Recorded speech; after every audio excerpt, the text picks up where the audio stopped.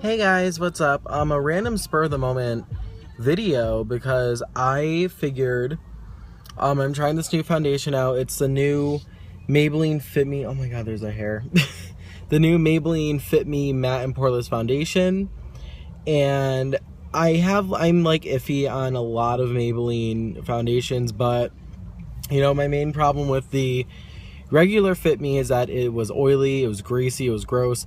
So I was very interested in this line, so I decided to give it a shot. And make a long story short, I have it on today. It does oxidize darker. So far that's kind of this like a first impression. My first impression is it does go on very nicely. Blendability, nah, it dries very, very quickly, and it's part of the matte formula, I think. So it blends okay as long as you're doing it, you know, like quickly and within time. You know, I wouldn't let it sit on your face very long. Coverage, as you could see, it is a medium coverage. It is buildable in spots where you need it a little bit. I had it a little bit here to conceal some blemishes. It sort of worked a little bit. I would just call it flat medium coverage.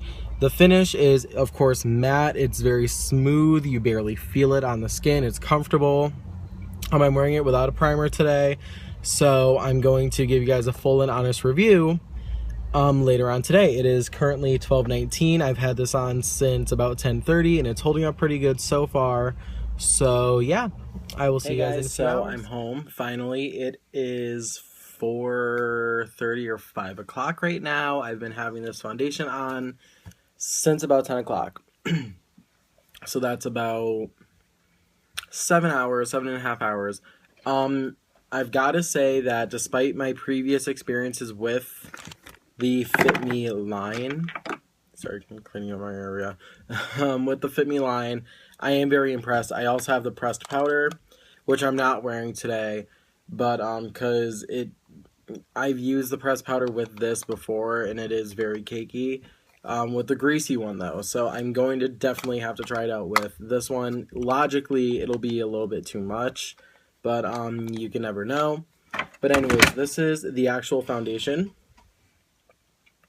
It's the Fit Me Matte and Poreless Foundation in the shade 220.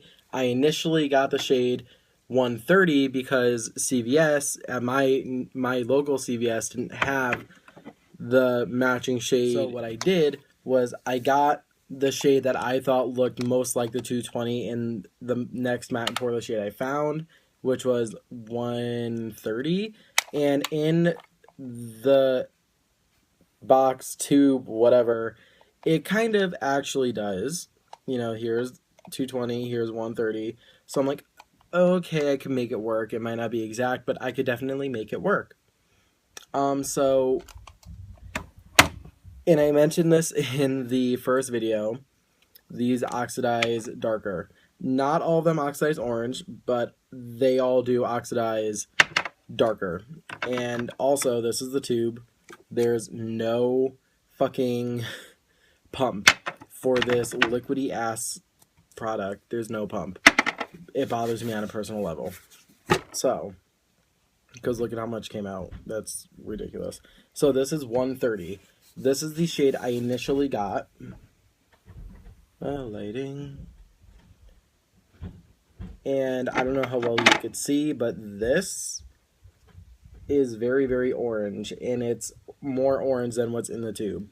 So, and this is gonna set darker because I used this, and it looked like the worst fake tan I've ever used in my entire life. So, just so you guys are aware, it does oxidize darker. So get a shade 1 or 2 shades lighter than your skin tone because it will go dark. I don't know why it is. That's definitely one of the cons of the foundation, is that it is dark. They run very, very dark. So I ended up going to Walmart, which, by the way, this is about $3 cheaper at Walmart. At CVS, this is about 8 or 9. This is about 5 or 6. I got this for $5.30 something. So I found the 220 in the matte and poreless at Walmart. Walmart does have more shades. So just keep that in mind. Let's pour a little bit this time. And Maybelline, get a fucking pump. Please, seriously, if you're anybody from Maybelline is watching this, get a fucking pump. Because that, like, it's so runny that you know you're going to pour too much out. It happens every time. So this is the shade I did end up getting, and I'm currently sticking with. And you could tell it's way closer to my skin tone. And this one doesn't go orange, but it does still go darker. So this turns into this. I don't know how, yeah, this turns into this. Just something to keep in mind. I am using this for a summer foundation anyways, like I said. So it's not the end of the world. I am going to be tanning, so it will inevitably match my skin. It's just, as of right now, it's kind of wonky. I have to do a little bit more extra blending, but that's not the end of the world. So a con is definitely that it does run dark. So if you're the shade 215, alarm's going off. Whatever, it's not mine. If you're a shade 215, get like 210 or 2, I think there's a 25. You know, just go like 1 or 2 lighter, or yeah, lighter, because it will go darker on you. Everything else, though, the way it goes on is very, very smooth. It does dry very quickly, as I said before, so don't leave it on your face too long before waiting to, you know, buff it out. I use the Sonia Kashuk face buffing brush, which is very dirty right now, as you can see, and I just kind of very gently patted it here and then just kind of blended it into my face. Worked beautifully. I'm going to try it with a beauty blender. I'm going to try it with a regular foundation brush. I'm going to try it with all different kinds of brushes, so I'll keep you guys updated as I try it. I imagine it'll do just fine, but, you know, you just never know, do you? The powder, I have used the Fit Me powder before. It's the only thing from that collection that I've ever liked before. So I have used it before. I'm wondering how different this one actually is. I'm sure it's pretty much the same. They've never been very shiny to begin with, the powders. So I'm sure they literally just took the same powder formula, stuck matte and poreless on it, repackaged it, and, you know, passed it off. But this is definitely a matte finish. As you can see, there is shine to it, though.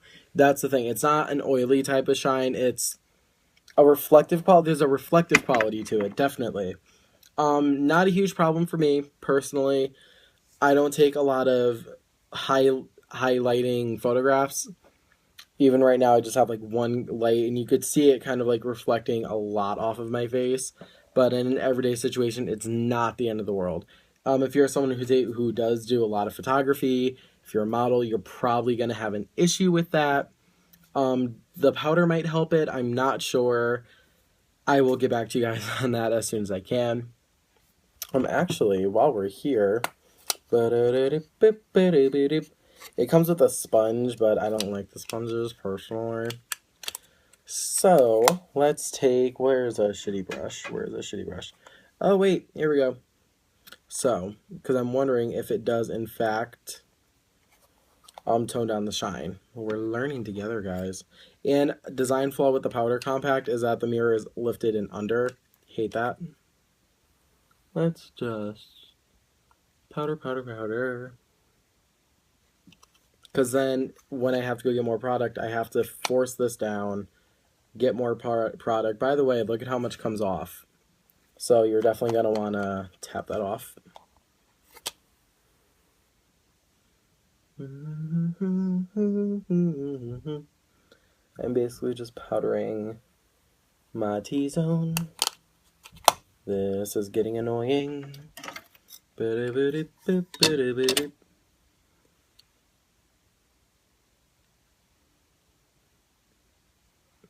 So already I could see it's not helping the reflective quality, like, at all. So no, the powder will not deflect the reflective quality of this foundation. Again, though, for me, it's not really that big of a deal for an everyday type of situation. It's not that problematic. Longevity-wise, I've had it on again for about 6.5 to 7 hours, 7 to 7.5 hours rather.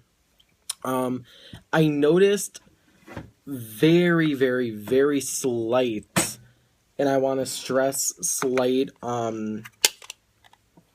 decrease in pigmentation of it. You know, just the areas where I did a layer to cover blemishes. So I'm not going to say that this is very buildable. The coverage you get out of the case is basically the coverage that you're going to get, which I would say is a nice everyday medium coverage. It did cover a lot of my redness. It did a fair job of hiding small blemishes. I didn't use concealer. I didn't use a primer. It stayed comfortable all day, so that's definitely not going to be an issue for you. So the coverage, you're going to get medium. You're not going to get buildable. They are advertising buildable, I believe. Normal to oily, and it is good for oily to medium. So they're not really claiming anything. They are claiming the powder is, buildable, but I mean, how buildable could a powder be? The only full coverage powder I've ever seen in my entire life, there's been two. It's the MAC powder foundations and the Tarte Amazonian powder foundation. This, I imagine, is made for what it is, which is a setting powder. I don't see it doing a lot of pigmentation, a lot of correction on its own. So keep that in mind. Should you buy this is the last part of the question, or last part of my review. For $5, let's take into account everything. For $5, which at Walmart, price is going to vary. Go to Walmart. You're not going to spend a lot of money on it. For like $5 to $6, I've gotten 7.5 hours of use out of it, which is a decent, full day for most people. It's comfortable. It is matte. Summer is coming. So everybody's about to get really oily. The combination, if you buy both of these, it's gonna run you like, at most it's gonna be like $15, $16. Like, at most. There's not much more you could spend on that. So for about $16, you're getting two foundations with a decent amount of product in it, really. They do give you a lot. I don't know the exact ounces. If I had my glasses on, I could tell you such information. Okay, for 1 ounce of product, it's definitely worth it.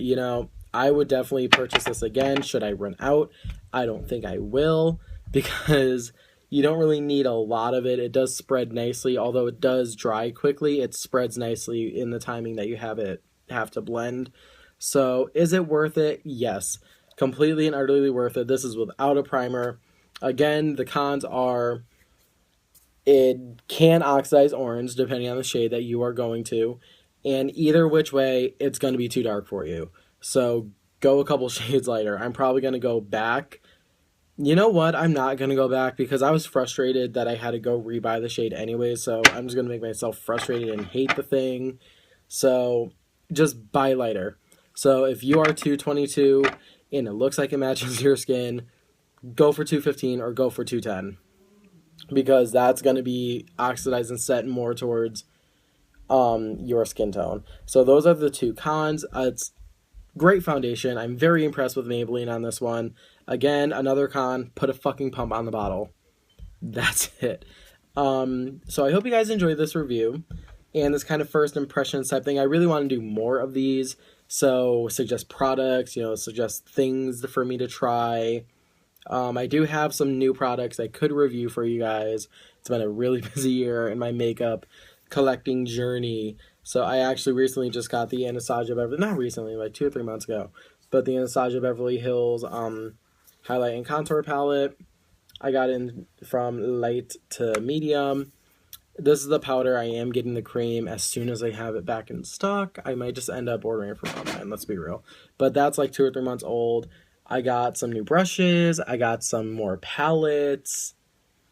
Some more like everything. So definitely just suggest products to me on what I should buy and what I should review, which we all means I have to buy it. So give me more things to buy. I hope you guys enjoy the review. Enjoy the rest of your week. Definitely give the foundation a try. It's at Walgreens, CVS, anywhere that carries Maybelline. So check it out. Bye.